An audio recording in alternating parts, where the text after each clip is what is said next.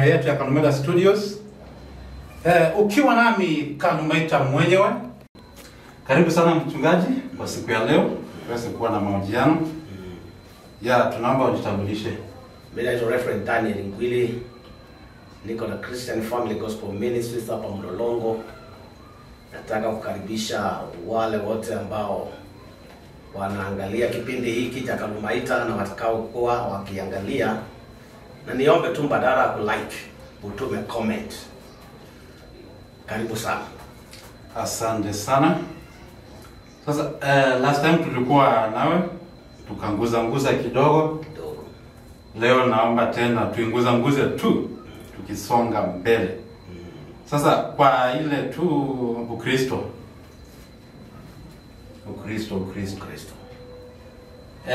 Mimi nilizaliwa nikapata Ukristo. Wengi wamezaliwa wakapata Ukristo, tumepata Biblia. Na hatujajua sana ilipotoka. Tunasajua hii injili ilitoka wapi ama Christianity ilitoka wapi? Christianity. Tangu zamani Mungu alikuweko. Tangu zamani Mungu alikuweko. Na watu walikuwa wengi, walikuwa wakihubiri mambo ya Mungu katika fashion nyingi. Kulikuwa na manabii wakihubiri mambo ya Mungu, akileta watu kwa Mungu. Ikafika wakati Mungu akamtuma Yesu. Sasa Ukristo unatoka hapa kitabu cha Matendo ya Mitume, ndio tunaona neno Kristo, Ukristo inaposema kule walipokuwa katika kijiji hicho. Matendo ya Mitume 11:26. Inasema kwa mara ya kwanza wakawaita wale wanafunzi wa Yesu wa Kristo kwa sababu walionekana na tabia zile Kristo alikuwa nazo. Kidogo tunakukatize. Kwa hivyo tunamaanisha Ukristo ulianza wakati wa Yesu. Before Yesu hakukuwa na Ukristo. Unajua ni Ukristo. Bila kabla Yesu hajafunuliwa, kulikuwa nini? Mara Yesu alikuweko. Tangu mwanzo kabla hajafunuliwa. Injili ile ilikuwa inafanyika, hakukuwa na injili kwanza. Watu walikuwa na manabii. Nabii anaambia watu vile wanafanya. Mungu alikuwa anafanya kazi na watu watatu: mfalme, kuhani na nabii. Kwa hivyo kukiwa na shida katika nchi, mtu aliyekuwa na uwezo wa kukusanya watu alikuwa ni mfalme. Na hiyo si injili alikuwa anahubiri ama alikuwa anakupeleka uone. Kwa hivyo kwa sababu ya hiyo mfalme angeweza kuleta watu wasikie kutoka kwa nabii kile nabii anataka watu wasikie. Kile wanataka kusikia kwa Mungu. Alafu kama wale watu wamefanya makosa, wanahitaji kuhani kwa sababu ya dhambi zao. Maana wakati huo kuna mtu angejifanyia ibada.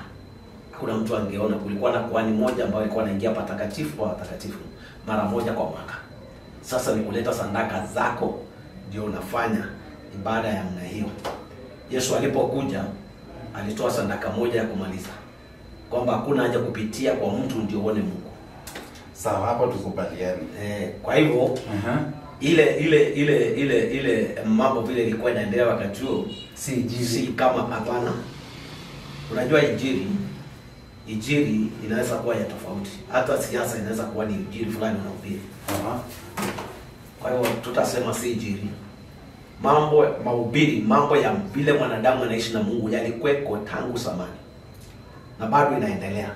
Lakini Yesu vile amekuja kuyaweka katika ile tunaita agano mpya. Katika hii agano mpya ndio tunaona sasa injili. Sawa. Kati ya manabii mmeniambia, hebu nitajie nabii mmoja. Kuna nabii Isaya.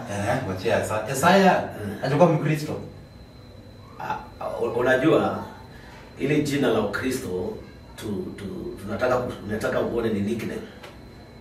Ni nickname. Wale watu wanaitwa Mkristo wa Kristo.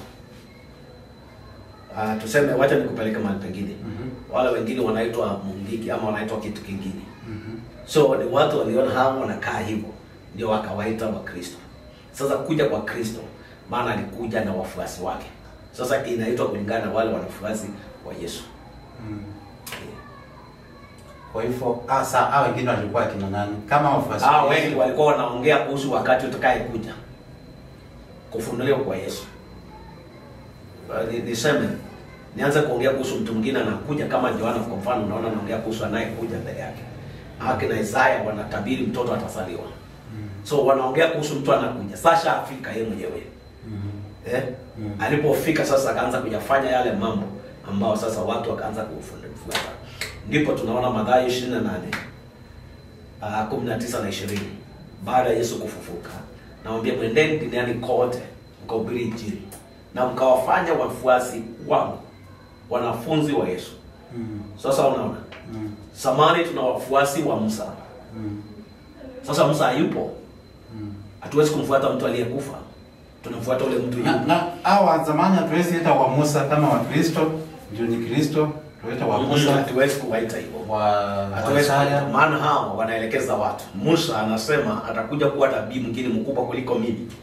Na mnastahili mtii huyo. Anaongea kuhusu Kristo kuja kwake.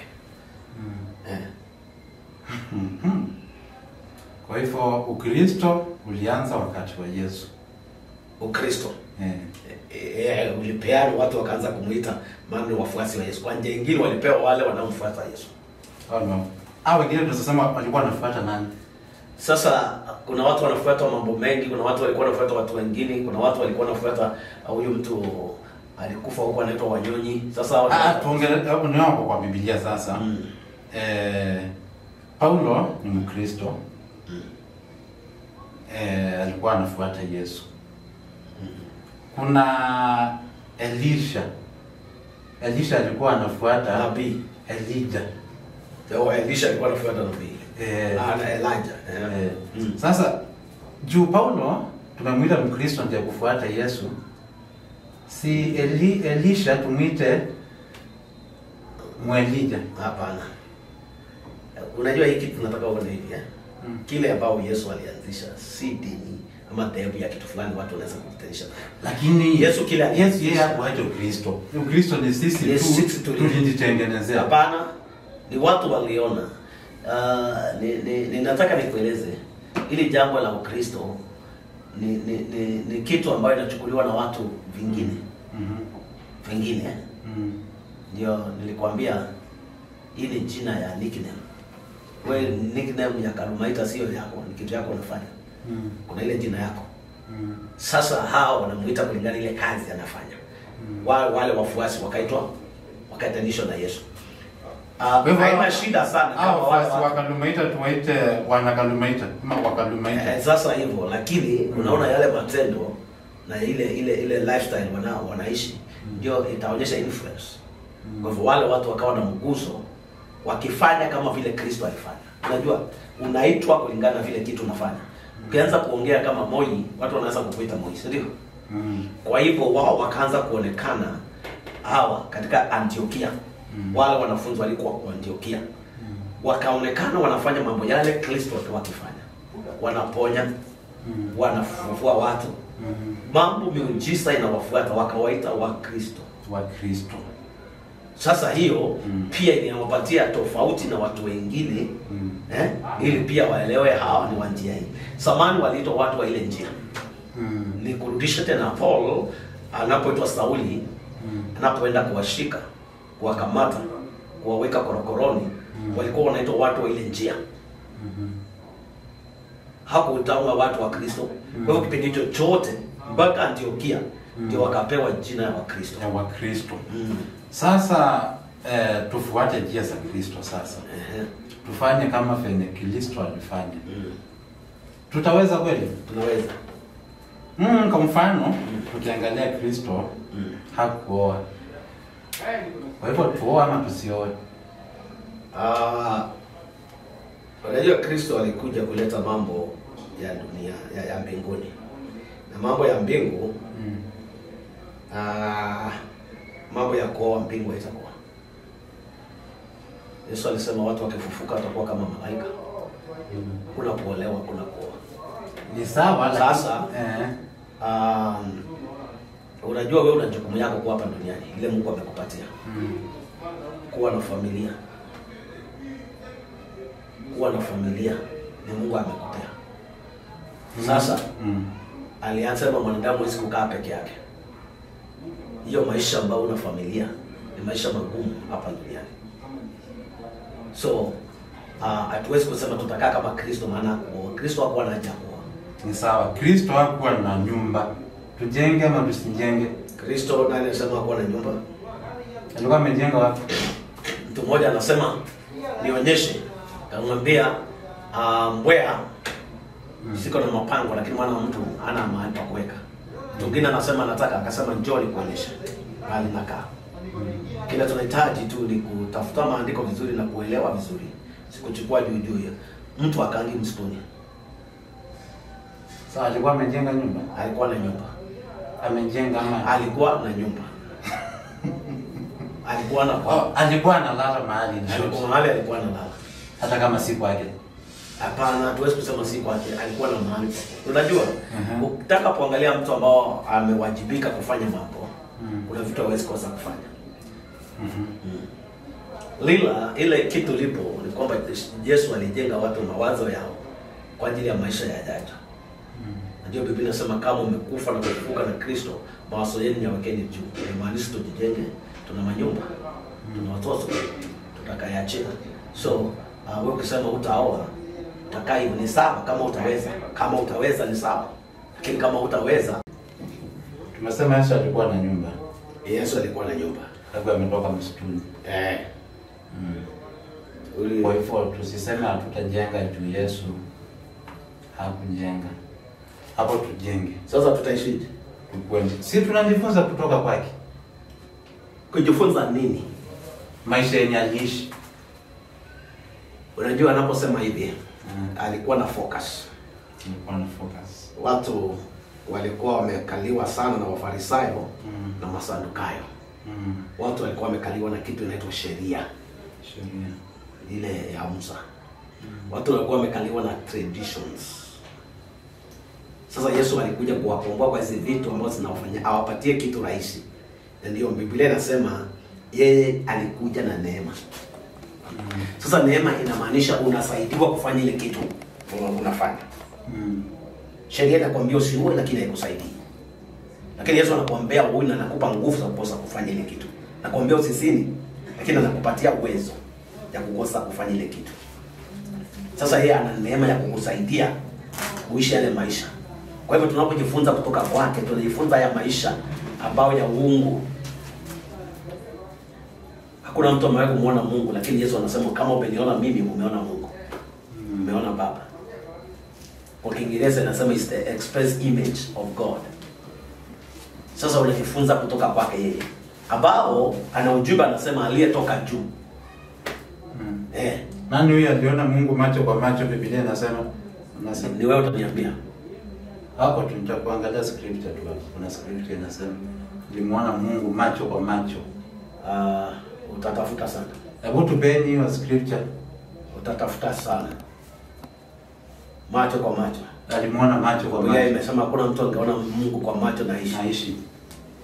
Kwa hivyo sisi tungemwona Mungu kwa macho, ndio maana akafaa mwili. Akafaa mwili.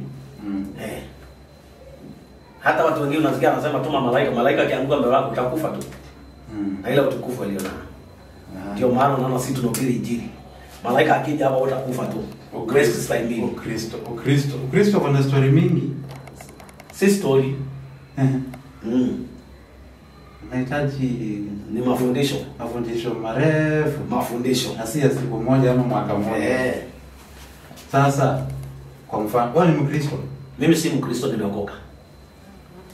Wajua ili neno la Wakristo, watu wengi wanajiita Wakristo, ni wala tu wanaenda tu church goers. Wanaenda tu kanisa, lakini matendo yao na maandiko hakuna mahali inakuwa. Sasa ndio naona wale waliitwa tu Wakristo. Unasikia? Ule mtu ameokoka na Mkristo kumweka ule Mkristo tu jina. Nimekwambia waliitwa kwanza Wakristo. Jina yangu si nickname. Sitaki kufanya mambo na nickname. Nataka kufanya. Ndio maandiko yanasema kama vile wengi walipompokea, aliwapa uwezo wa kufanyika wana. Ni kwa kwako umeokoka, wewe si Mkristo. Sasa ni mfuasi wa Kristo. Wewe ni mfuasi wa Kristo. Lakini ile jina in court watu wakusema mimi ni Mkristo na nafanya kila kitu, anaua. Malaya na jina ya Mary. Mwishi na jina ya George, ya Joseph. Si unaona vitu kama hizo. Kwa hivyo ndio nasema hiki kitu tukiweka, ndio unaona wanaitwa watu wa njia. Hapo mbeleni. Wanaitwa watu wa ile njia. Ile njia Yesu ambao alikuwa anahubiri. Maana alipokuja alitamka sema mimi ndio njia, ukweli na uzima. Kwa hivyo hii kitu ndio tofautike. Utakuta ya kwamba watu wengi wanajiita wa Kristo, na kama sasa tunaambiwa tuko na 86% Christians hii yetu. Kama ingekuwa hivyo mambo ingekuwa imebadilika sana. Sasa kwa ukiamua kufuata Kristo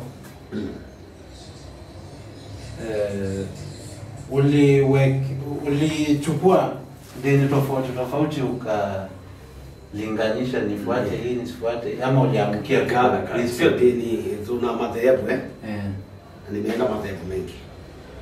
Kwenda madhehebu mengi nikitafuta ukweli. Madhehebu yanasoma Biblia ama wanasoma Biblia. Wajua hii Biblia kuna watu wengi wako naye na waelewi. Hii Biblia kuliko kando na Biblia.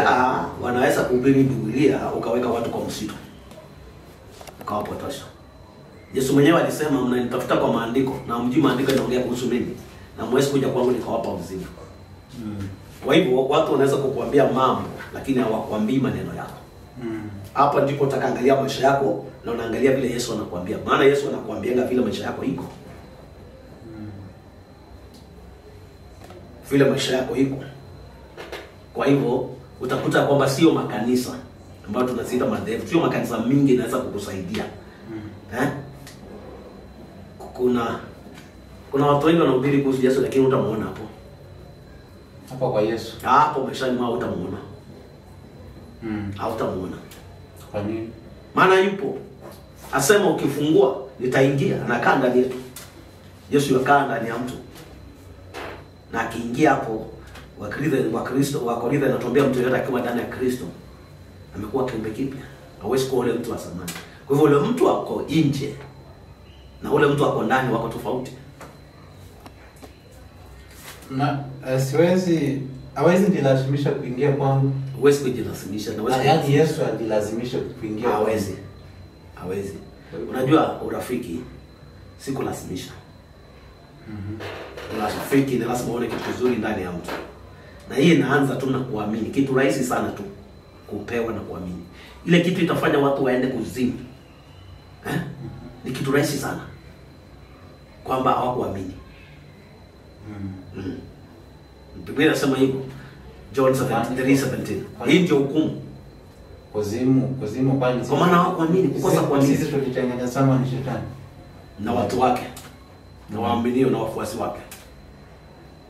Angalia Biblia inasema wasioamini, walevi, walawiti, wachawi, wapenda anasa, watu wapenda anasa. Sehemu yao ni hiyo. Jehanamu.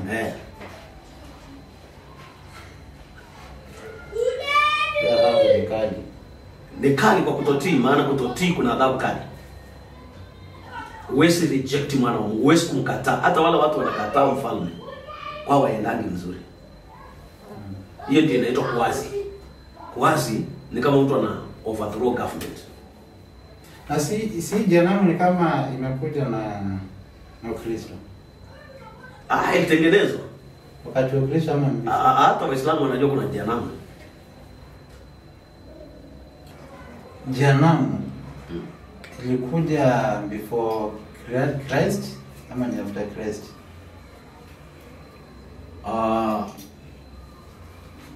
Unajua jehanamu ilitengenezwa wazi. Wakati gani? Wakati wasi uliingia duniani. Na walijulishwa tu kwa Biblia, walijulishwa. Watu wanajua. Old Testament. Wanajua. Walijua. Njia ya kujua mema na mabaya, wanajua nikikosa hivi naenda hivi, nikijua hivi naenda hivi. Walijua bila kuandikiwa. Waliandikiwa, walifundishwa. Na kina Isaya na manabii waliokuwa na Musa na wale walikuweko. Torati zote. Watu walijua Mungu yuko. Walimuona Mungu akifanya mambo kila siku. walikula mikate ambayo iko na mtu, walikunywa maji kutoka kwa mwamba. Hiyo unaita nini? Walifuka bahari ya Shamu, mito ikiwa imejaa wakafukishwa. Hiyo inaita nini? Maji kasimama. Hai, hiyo kitu ni hatari. Unajua Mungu ana uwezo wa vitu vyote aliumba. Wewe unaweza kuwa na watoto na ukosa kuwa na uwezo juu yao. Mungu atafutie uwezo kutoka kwetu. We don't help God. Hatumsaidii Mungu. Mungu ana uwezo wote. Akutusaidia. Tukitaka hata kama hatutaki. Na kufanya lolote anayefanya. Ana uwezo wa kusimamisha. Wakati Joshua anasimamisha jua, ilisimama. Na apigane vita za Mungu. Nani alisimamisha mvua? Elijah. Mungu ana uwezo wa kufanya mambo. Pia akitumia vyombo zake ambao ni watu.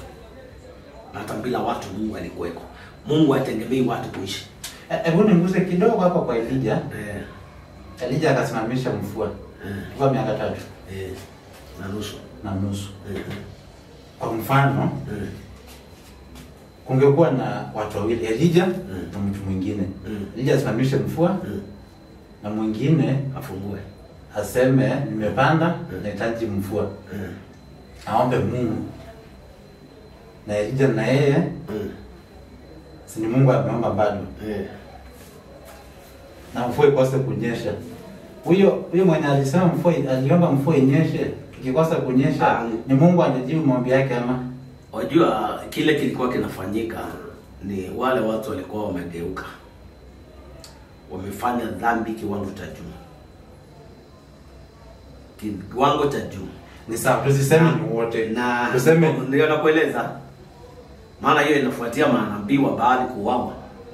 Watu wengi kuuawa. Sasa Mungu alikuwa na point mtu ambao ni conduct person ambao anatumia kufanya ikulu. Hakuna mtu anasema kusinyesha isipokuwa kwa neno langu. Ameweka password. Hauna? Sasa kungetokea hakuna mtu mwingine alikuwa naye. Alisema kwa neno langu. Kwa hivyo tunaona kungetokea mtu mwingine. Kutokea. Hiyo ni imagination. Si mfano sasa. Angetokea. Angetokea. Sasa tuiweke hata round. Tuseme ametokea sasa. Na sisemi kwamba hawakujaribu. Tukikaa kama tungekuwa wakati huo tufanye interrogation, tunakuta kuna watu walikuwa wanajaribu, lakini wanasema wanakuta ya kwamba kitu inashinda ikisemekana isipokuwa kwa neno langu. Sasa tusiweke Elijah sasa. Tuweke watu wawili. Nimeomba nifanywe jambo fulani. Na hilo jambo nikilifanywa litakuwa affect. Na wewe uombe Mungu hilo jambo lisitokee kwako. Kwa mfano kama gani? Kwa mfano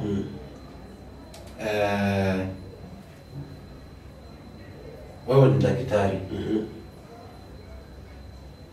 Mimi niko tu hapa nje. Wewe umeomba Mungu na kuletea wateja kwa hospitali yako. Mimi nimeomba nisingojeke. Nikae na afya. Unajua umekosa customer. Unajua mengine ni majaribu. Anatuambia Yakobo, hatuna kwa sababu tunaomba vibaya. Na tukiomba tunaomba kwa tamaa zetu. Mtu mmoja alikuwa ameanzisha kuuza nyanya, tomatoes. Lakini akaingia kwa biashara tomatoes wakati kama umeisha. Kama zimefunwa kule zote zimeiva. Na unajua sikikuja sina mwako kwa sasa sinaoza. Sasa alipoingia wakati huo ikawa biashara sasa ni mbaya. Sina mwako huko zinatupwa tu. Akaona mtu mwingine alikuwa anauza majeneza. Akasema siniingilie kazi. Ya jeneza. Kumbe wakati huo kulikuwa na ugonjwa ulikuwa umetoka na corona. Kulikuwa na ugonjwa ulikuwa umetokea huko na watu kama kipindupindu. Sasa yeye akaona mtu anauza sana. Akataka kuanzisha hiyo. Na alipoenda hivyo akawa sasa ugonjwa umeisha. Watu hawakufi. Sasa akaanza kuomba mtu si watu wakufe. Ndio auze hizi vitu. Alafu katika hali hiyo akapatwa na kuhara yeye mwenyewe. Akahara sana. Karibu akufe akasema hapana hii biashara ni mbaya. Akaachana naye. Kwa hivyo wewe unataka wale wafe ndio upate biashara na hujue ni mtu kiingia pale. Kwa hivyo hivi mambo yale tunaomba, angalia, unaweza kuomba mambo yako selfish kabisa na Mungu utulinda sote. Ni sawa. Sasa uko na hospitali, unataka Mungu apanue biashara yako. Ataipanua aje? Kama si kujaza watu kwa wote. Sikia nikueleze. Kuna watu wameenda kufanya hospitali hawana mwito wa Mungu. Wanafanya biashara. Mtu ataingia majaribu kama haya. Lakini mtu ana mwito wake wa kusaidia watu. Hawezi kuomba kama hiyo.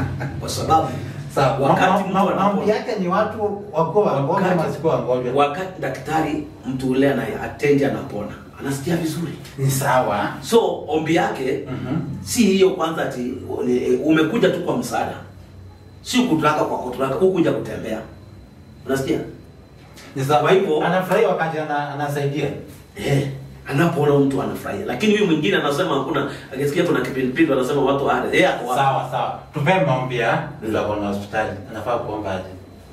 Mungu apanue biashara yake. Watu wapone. Watu wapone. Wakuje awatibu. Watu wapone. Wajua kitu moja. Wapone wapi? Kwa elewa vile Mungu anafanya kazi. Ni yeye alipatia daktari hiyo akili kusaidia watu.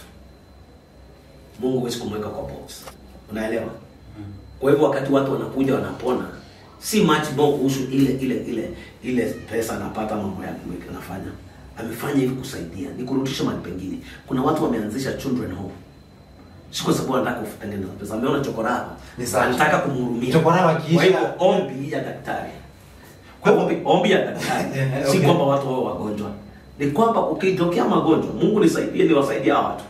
Na Mungu anamsaidia, analeta wale watu, anawapatia dawa, anapona, inakuwa sawa. Wakiwa wachache ndio faida kwake ama akiwa wengi ndio faida kwake? Unajua kama ni mambo ya biashara, anataka wingi. Sasa hiyo tutaenda mahali pabaya. Si obvious. Obvious ni biashara. Lakini si katika jicho hilo. Wajua ni kurudisha tena. Hata katika askari. Katika askari polisi. Kuna askari ana mwito wa kusaidia mtu. Ukikutana na askari ana mwito wa kukusaidia, hata kama kuna makosa atakusaidia. Kabisa. Lengo si kwamba ufungwe. Sikia ngoja kidogo. Ndio wanaosema ana mwito. Lakini yule anaenda kutafuta kazi, akikuona unaanza biashara. Akikuona hivi, anajua ameona kazi. Na unajua huyu anafanya hii kitu, anajua ana baba, si ndio? Anajua na ndugu zake, anajua na watoto wake. Kwa hivyo saa nyingine anajiuliza ni kusaidiaje katika jambo hili. Maana lake si ati kufurahia wakati uko kwa makosa. Kufurahia saa ile tuko kwa makosa. Hiyo sio biashara.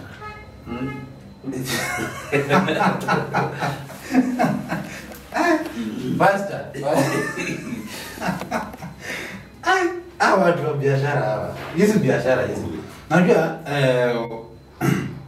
hiyo ilikuwa mada. Niulize swali lingine. Wacha niulize swali lingine. Huyu mtu ako na hoteli. Sasa ataomba watu wasikule nyumbani ndio waje kukula kwao. Naomba wasikule nyumbani. Watu wanakula nyumbani, wala wanakuja kwake, hao ndio wanahudumia.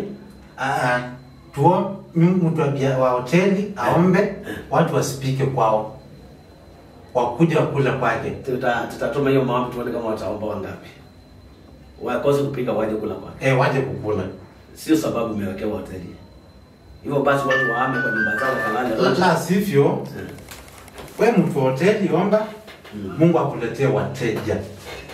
Mungu hawezi kufanya hivyo. Na hakuna andiko linafanya hivyo. Ni wateja. Mungu hawezi kufanya kitu ambacho hakiko naye. Nimesema tunaomba vibaya. Hivyo hiyo ni maombi mabaya. Sasa anaweza tumia njia mbili. Na maombi mabaya haijibiwi. Kuna njia mbili. Tunaweza sema unatoka kwa nyumba asubuhi, unarudi jioni. Unaweza toka mapema kabla kama hujapika chai. Ukikuja kazini, siku na hoteli kwa karibu. Unakunywa. Ingia ukunywe chai, lunch imefika ukiwa wapi? Ukiwa hapo, ingia kula lunch. Lakini nyumbani unajua, enda kwa nyumba jioni ukapike. Umeingia kwa nyumba jioni, pika kula saba. Kesho asubuhi amkia tena vile kula kwa ile hoteli. Ala kabeba yake. Kubeba chai yake kwa kazi. Chai yake kwa kazi. Chakula yake kwa kazi. Utamchukia? Sitamchukia. Huyo mtu sitamchukia. Haya, tutavumiliana na yeye. Turudi kwa mada yetu. Turudi kwa mada yetu.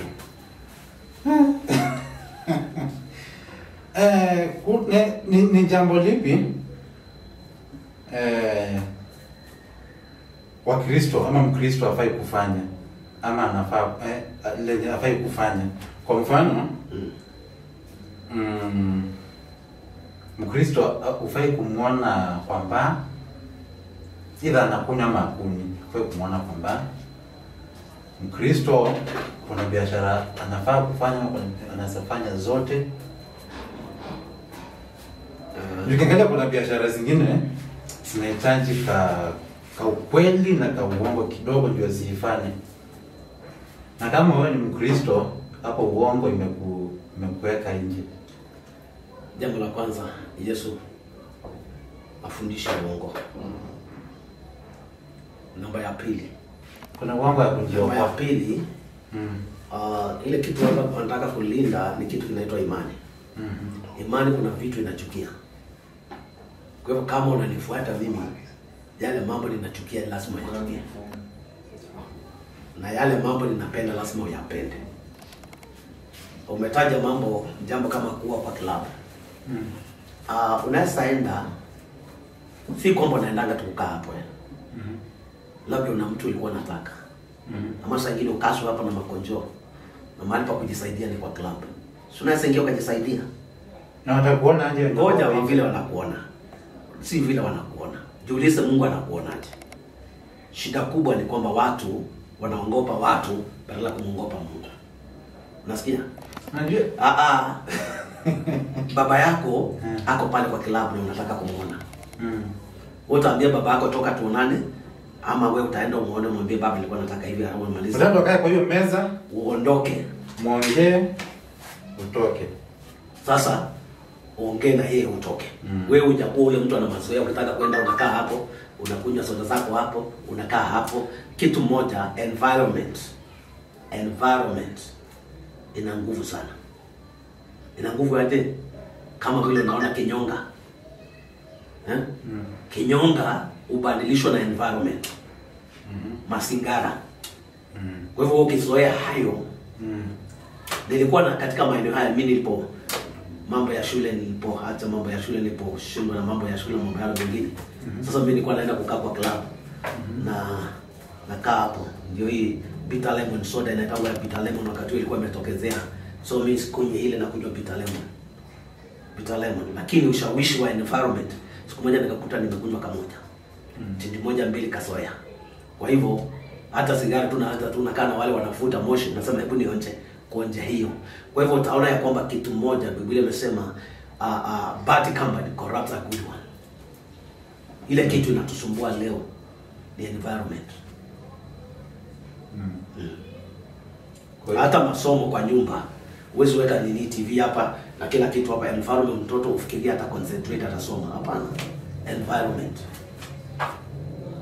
Kwa hivyo Mkristo kuna ile mambo hawezi kufanya. Anajiita Mkristo, mtu ameokoka.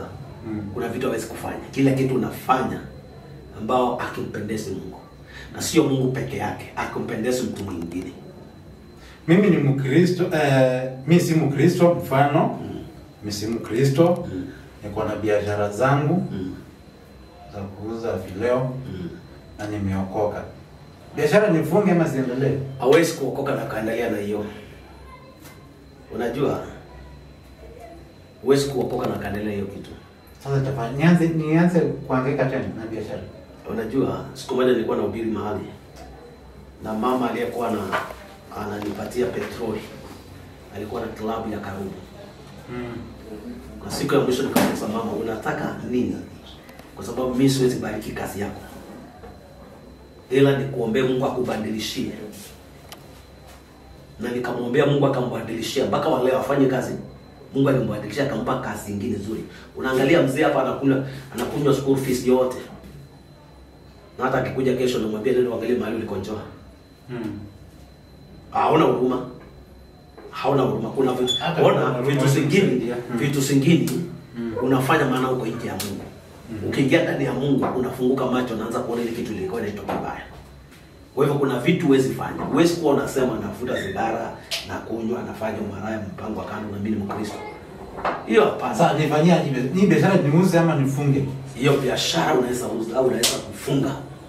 Na ukamwamini Mungu akupe ingine ambayo itamtukuza yeye. Sikia, na ile mali nilikuwa nimetoa kwa biashara. Yote tunayefanya kwa matendo ama kwa matendo tunafanya kukuza Kristo. Ile mali nilikuwa zile vitu nilikuwa nimepata kupitia hiyo biashara. Nilikuwa nimejenga maplot, nimenunua vitu. Hata na hizo vitu umenunua. Sasa huko unajua ukweli, sasa unajua ukweli. Utaendelea kukosa kujua ukweli. Kwa hiyo nikishajua ukweli niendelea na zile vitu nilinunua. Unasimamisha.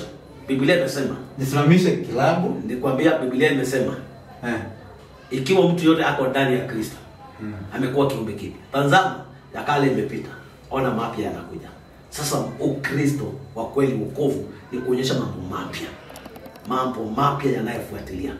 Kwa hivyo unajua kwamba sasa hii biashara haikuwa inapendeza kama Kamaro, kama wale wengine walikuweka. Sawa. Niliuza pombe nikanunua gari. Nimefunga kilabu. Hii gari nipeleke wapi? Gari ni yako. Gari nikae nayo. Pombe ndio tu peke yake ni. Umeanzisha hiyo biashara, umesimamisha biashara. Sasa utaendelea. Ile matunda ya biashara nikae nayo. Haina shida wewe. Sasa umesimamisha hiyo kitu iendelee. Niko na boutique. Customer amekuja. Nilinunua nguo. Nguo. Nilinunua kwa wholesale. Na hiyo nguo kwa bahati mbaya imeraruka. Na iko tu hapo. Hiyo nguo nisiuze, nianze kuambia customer ati imeraruka. Si utauza bei yake, kama imeruka si utauza bei yake ama wewe mwenyewe niuze hasara? Hebu nikuulize. Wewe mwenyewe unajua kitu kibaya kupea mtu mwingine na unajua ni kibaya. Ndio unaona mtu anauza madisi anakuambia sikupatii hii imeoza, wacha ikae hapa. Hakupatii ile nzuri. Ile nzuri. Atajua biashara yake atafanya. Kwa nini unapatia mtu kitu mbaya? Kama wewe unapewa mbaya vitu mbaya utakubali? Kama sijui. Hapana, nguo unaona imeraruka. Na unauziwa tu bei ile. Kama imeraruka bahati mbaya. Sio utajua iko nitaifanya biashara gani ama uende uweke kiraka uende ukatumie. Uweke kiraka uende ukatumie. Hiyo ikiwezekana una watu unaweza bariki ukampatia hiyo. Kwa hivyo kuna mambo Mkristo hawezi fanya. Na ndio nataka nikusaidie. Alikuwa kijana mmoja ambao katika nchi za Amerika kazi yake ilikuwa ni kunyonga watu, mwizi. Na kaja akaokoka. Na alipookoka kumbe hakuachana na wale grupu ambao walikuwa naye. Sasa akauliza pastor siku moja, kama cowboys wakiokoka hawaachi kazi ya cowboy. Na watu wa mpira wakiokoka hawachangi mpira. Si mimi naweza kuendelea kuwashika ngeta kidogo na nilete? Unaona hiyo yeye mwenyewe haiwezekani. Akaambiwa hii ndio shida. Maana hujajua hakuna kitu imebadilika, hakuna hatua umesukuma. Kwa hivyo Mungu ni mwangaza kama watu tunaangalia. Ndani yake hakuna giza. Mungu hajajichanganya. Mungu akwambiangi acha kitu kama ni mawazo yako. Hiyo kitu Mungu amekwambia wache ni mbaya. Si kwako tu, hata kwa watu wengine. Utakuta kwamba zile vitu tunakatazwa si mbaya tu kwetu peke yetu. Ni mbaya hata kwa watu wengine. Na kama unakula nyama na inadhuru mtu mwingine, hata umeambiwa usikule. Usikule. Kwa hivyo auishi katika wokovu, auishi kwa sababu yako. Unaishi kumwakilisha uzuri wa Kristo. Kila mtu akikuona, kila kitu na Yesu anakuwezesha kukaa maisha yako. Hawezi kaa double life. Hakuna. Ndio maana nilikwambia Ukristo ni nickname. Na watu wanafanya mambo hao wanasema mimi ni Mkristo. Mimi ni Mkristo. Lakini naona ile mambo anafanya ayamtukusi Yesu kwa mambo yote, anatukusa shetani. Mimi unajua kuna mahali unaweza patikana ile ngo umepatikana ikuwe tu usipojitetea utaingia kwa makara. Na hapa lazima uongo itembee. Hapana. Kuna watu wamefungwa. Kuna ukweli ukiafungwa bwana. Biblia inasema huwa mwaminifu mpaka kufa. Mpaka kufa? Kuna watu wamefungwa kwa sababu ya uongo, walikataa kuongea uongo. Na maisha yao siku ya mwisho. Siku ya mwisho. Mungu atawatunza kwa sababu walisimamia neno lake. Kwa hivyo hii maneno ya uongo kidogo hiyo ni injili ya kutoka kuzimu. Injili ya kutoka kuzimu ndio hiyo. Usidanganywe jitetee. Usidanganywe jitetee. Kujitetea aje sasa? Umepatikana na umenunua kitu. Hiyo kitu ilikuwa ya wizi. Umepatikana nayo. Utasema aje? Si wewe ulikuwa umeiba hii kitu. Unajua utaambiwa wewe ndio uliiba. Ngoja kidogo. Si unajua wewe ulikinunua ulikuwa unajua ni ya wizi? Hakuwa unajua. Uko unajua. Sasa kwa sababu uko unajua, hapo kunaweza kujitetea kuongea ule ukweli, na ukweli ukiongea ukweli utajulikana. Kama kuna mtu anaweza kukusikiliza. Na utafungwa ama utaachiliwa. Na ukifungwa utaenda kusoma, itakuwa funzo kwako, utakuwa unanunua vitu ovyo ovyo.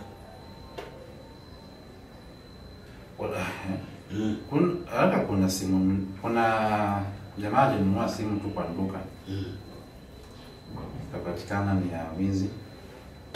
Kurudi kwa ile duka ni kama si yeye peke yake, aliturudi kwa duka akapata duka ishafunga, ni kama kuna wengine walikuwa washauziwa hivyo na jamaa kuja akashika.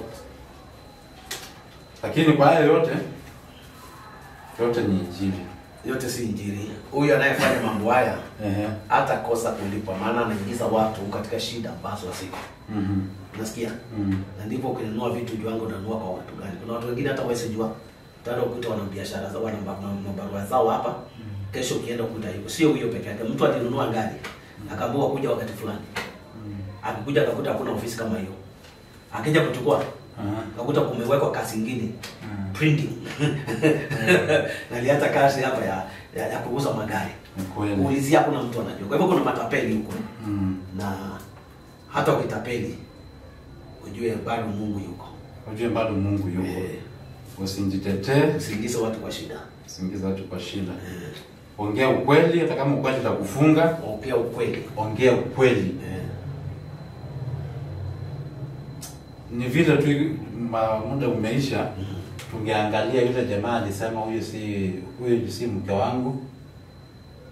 Alikuwa ni Abraham. Tungeangalia lakini wakati umeisha. Unajua? Unajua ukichukua maandiko uone kama ni njia ya kujitetea. Abraham angesema Sara ni mke wake. Wangemuua. Sasa tunaona kitu kinatokea sasa. Wangemuua. Tunakisema ukweli wa muue. Nataka usikilize hivi. Wangemuua. Wangechukua bibi yake aende. Angekufa na ukweli. Lakini utaona naye Mungu alikuja kumtetea. Na si hadi mimi ndanganye nitetewe baadaye. Hata kutetea. Sinafuata maandiko. Hata kutetea. Maandiko gani? Hiyo wewe si Abraham. Wewe si Abraham. Maandiko yote ni yetu. Wewe si Abraham. Mungu atadili na wewe kama wewe. Hata anadili na mimi kama mimi. Nikuulize, kwa sababu Yesu alisulubiwa, wote hata kusulubiwa? Hapana. Hapa kule mahali pa uongo. Uongo ni wa baba yako Shetani. Sasa tukubaliana Abraham alidanganya, alidanganya, aliongea kulingana ile fixed ni kwako. Unasikia? Na ndio akasema nikiwaambia ni mke wangu wataniua na watachukue. Angekufa. Kwa hivyo ukweli ni kwamba Abraham hakukana mke wake. Unaelewa? Hakumkana. Hiyo ni situation ilikuwa kali kwake. Lakini mwishowe akisema ni mke wake, ile kitu atafanya, maana mfalme anataka mke wake. Mfalme alijua baadaye, akamwambia umenidanganya. Akajua Mungu angetumaliza, maana alijua Mungu angetumaliza kwa jambo hili. Mungu angetumaliza kama mtu angelala na yeye. Mungu angetumaliza. Na akamwachilia aende. Hiyo ndio huwa nalichotea naye. Ya Abraham. Nasema kama alidanganya atajiokoa, hata utadanganya ujiokoe. Ndanganya nijiokoe. Sinaanza kuomba msamaha baadaye tu. Wapi? Naomba Mungu msamaha. Yeye anakuanga dhambi ya kupanga vile utafanya. Dhambi ya kupanga.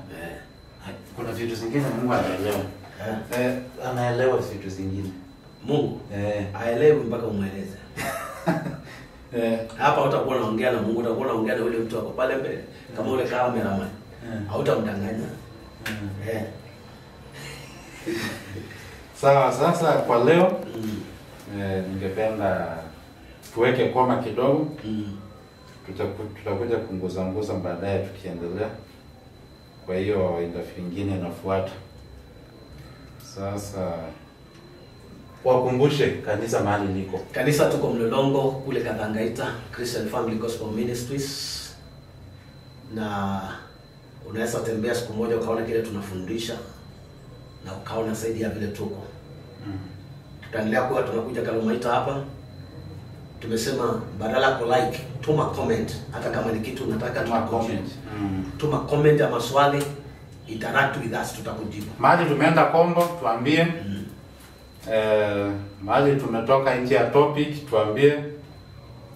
Yeyote anayetaka kukaa nasi amekaribishwa, ajibu maswali ama atufunze zaidi kuhusu Ukristo. Hii Biblia ni kubwa. Unapatanga za zingine unanguza andiko moja, unapata umeruka. Imekupeleka kwa andiko lingine. Umeenda Biblia hadi tunasema andiko ueleza andiko lile lingine. Andiko ueleza lile lingine. Scripture interprets scripture. Ndio maana unasoma hii unaleta ushahidi wa ile lingine. Ni ushahidi wa maandiko. Kuonyesha ule ukweli wa ile kitu. Biblia za zingine kustiki kwa topic moja. Hata sheria. Hata sheria. Utakuta kwamba unasikia yule anasema kifungu hiki na anaenda kuchukua kingine kiko kule kinasema kama hiki. Ili kutia ile sheria. Na zingine wanachukua uamuzi ulitolewa kwa hii kesi, wanalinganisha na hii na kesi ni tofauti. Itiwe nguvu vile ya uamuzi vile ilikuwa. Sawa, mtazamaji, asante sana kwa kuwa nasi. Tumeshukuru sana kwa kutusikiza. Wakati wako umetumia ukatuangalia, nasi tumeshukuru sana. Ile kitu tungeomba tu ni hapo kwa simu yako ama temperature unazotumia. Uenda hapo kwa subscribe kwa channel yetu ya Kalumaita Studio na ulike na ushare. Hapo tutashukuru sana. Na ucomment hapo chini. Namba zetu ni hizo hapo chini unasiona kwa kioo. Hapo ukipiga hiyo namba utatoa maoni ama chochote tu unachotaka kusema. Hiyo ndio iko WhatsApp. Ndio kila kitu iko kwa hiyo namba. Nasapiga ukitaka kuketi nasi. Na tunasema tunahitaji watu wengi kwa kila aina. Nahitaji madaktari watuambie hizi vitu wanatufanyia vitu nyingi zingine hatuelewi. Na watu wa sheria, kuna sheria zingine kama unadungwa sindano huko kwa matako na kichwa ndio inauma. Kwa nini usidungwe kichwa? Kwa nini unakunywa dawa na unauma na kidole huko chini? Mbona usifungie dawa kwa kidole? Afungie hapo kwa kidole. Ni vitu nyingi. Hapa ni Kalumaita. Mambo yatakuwa moto. Fire. Usikie vitu zingine madaktari wanatuambia kitaka msichana, kitaka kusaa kijana. Hizo vitu watuambie hiyo yao na Mungu ndiye upanga ama ni madaktari wanakupangia. Utaita madaktari. Wanatuambia kuja tutaongea. Hakuna mmoja shehe kwambia. Najua sasa sisi hatuingii kwa topic ya siku nyingine. Tunashukuru sana. Waganga tunawahitaji. Mganga atuambie anatumia njia gani kuondoa uchawi. Na mganga anatumia njia gani kuweka uchawi.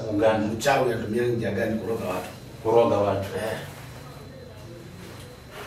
Kama wanakuja hapa nitakuletea mbuzi. Wachawi wakikuja hapa nitakuletea mbuzi. Tutaletea mbuzi. Wachawi? Wachawi kujeni. Upate mbuzi. Nipate mbuzi. Ama kwa wachawi tufanye kama Fenyeji alifanya na wale walisema Mungu alitokeza alidhihirisha kwa moto. Wanaogopa moto. Lakini wakuje waseme. Mambo ni mengi, tunashukuru kwa leo. Tufike hapo, tunashukuru, tupatane wakati mwingine. Asante.